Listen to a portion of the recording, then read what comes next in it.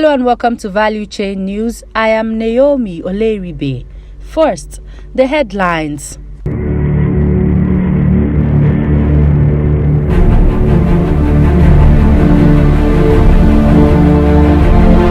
Federal government targets 90% capacity performance from rehabilitated refineries. Plans afoot to actualize 1.4 million barrels per day domestic refining before 2027. PTDF Overseas Scholarship Scheme intake transparent applicants. And now, the news in detail. The Executive Secretary, Nigerian Content Development and Monitoring Board, NCDMB Simbi Wabote, has stated that about 400,000 barrels per day is expected from the rehabilitation of NNPC refineries in Port Harcourt, Warri and Kaduna using target performance of not less than 90% of nameplate capacity. Wabote, speaking at the Nigerian Content Midstream and Downstream Oil and Gas Summit in Lagos, explained that the refining roadmap by the present administration, which includes 4 focus areas of rehabilitation of the existing 4 national refineries, co-location of new refineries, construction of greenfield refineries, and construction of modular refineries, is expected to boost the nation's combined refining capacities of more than 1.4 million barrels per day in the next 5 years. He said the theme of the summit towards maximizing potentials in the midstream and downstream oil and gas sector, a local content perspective, is based on his 10-year strategic roadmap to achieve 70% Nigerian content target in the oil and gas industry by the year 2027. According to him, there is a window to maximize opportunities in the midstream and downstream sectors of the oil and gas industry. He added that the employment factor in the midstream and downstream sectors of the industry is higher in number and of a longer duration when compared to that of the upstream sector. The federal government has disclosed plans to actualize 1.4 million barrels per day domestic refining of crude oil in the next 5 years. The Minister of State for Petroleum Resources, Timi Silver, made this known on Monday during the Nigerian Content Midstream and Downstream Oil and Gas Summit organized by the Nigerian Content Development and Monitoring Board, NCDMB, in Lagos. He stated that one of the mandates of the ministry under the next level agenda of the current administration was to increase Nigeria's domestic refining capacity. In his words, Walter Smith Refinery, Ezekiel Refinery, and Atlantic Refinery are some of the partnerships that NCDMB has built to grow domestic refining capacity. This is in line with the vision of the board to be a catalyst for the industrialization of the Nigerian oil and gas industry and its linkage. Nigeria has adopted gas as its transition fuel towards actualizing its net zero carbon emissions and is supporting critical projects to that effect.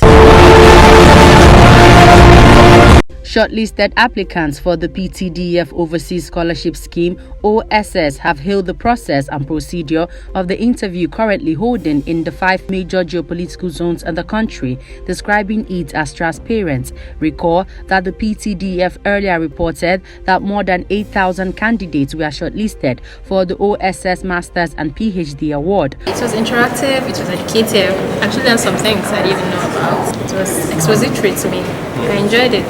Basically, they were so nice and they were teachable. So they put me through and I came out knowing some things I didn't even know about. While speaking to some of the applicants in Abuja, the applicant stated that the experience so far has been smooth. An applicant identified as Fola emphasized that the system of choosing applicants was a free and impartial one as he got selected after following the due process. Very, very experienced. I did the application without even knowing anybody. I submitted online and I got the mail about a week ago that I've been shortlisted for interview. I should simplify my place of the interview and I chose Abuja and here I am now for the interview. Meanwhile, the head Overseas Scholarship Scheme Division, Alhaji Bello Mustafa, also stated the procedures and requirements needed for a candidate to be eligible to apply. You see, the PTDF is an organization that is saddled with the responsibility of building capacity, manpower, capabilities in the oil and gas industry. The selection process is a very robust selection process because every Nigerian is given opportunity to apply for the scholarship. So it is those that meet up the criteria that usually apply. For example, you have to have a first class, second class or 2-2 degree with the relevant experience, industry experience before you can apply. So these people that apply for this program are some of the best you can get anywhere. The PTDF, under its strategic direction, provides scholarship to master's and PhD degree applicants in partnership with universities in the UK, Germany, France, China, and Malaysia.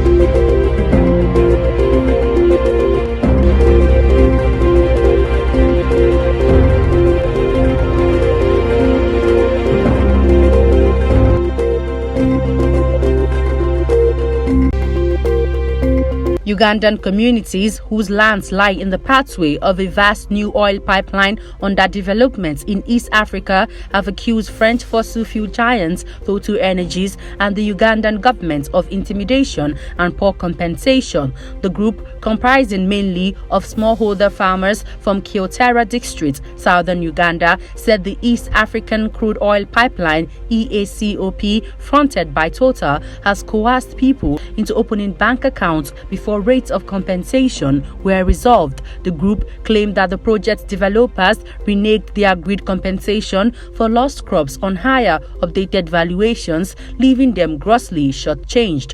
The controversial pipeline will move oil from Uganda's oil field near the border with Democratic Republic of Congo over 1,400 kilometers east to the port of Tanga on the coast of neighboring Tanzania, the point of export. Environmental groups estimate that the project would unlock an additional 34 million tons of planet-heating carbon dioxide each year, more than the annual emissions of Uganda and Tanzania combined.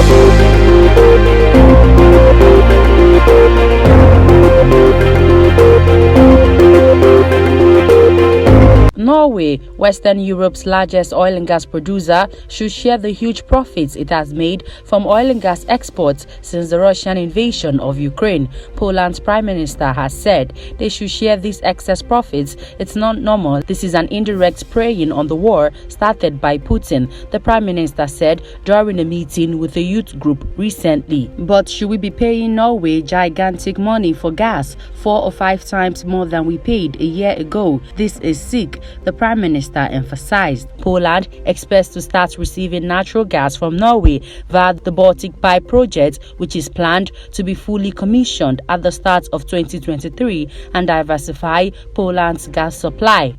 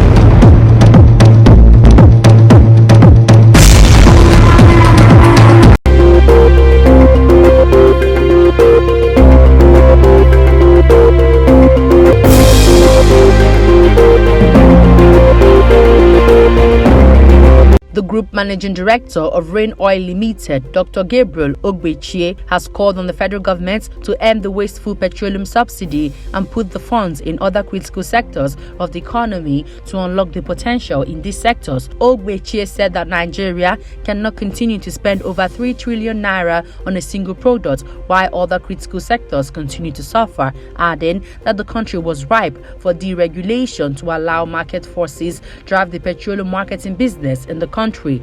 Nigeria's petrol subsidy spend for 2022 has been pegged at 4 trillion naira as the National Assembly recently approved President Muhammadu Buhari's request to raise the subsidy budget, citing changes in inflation and the rise in oil prices.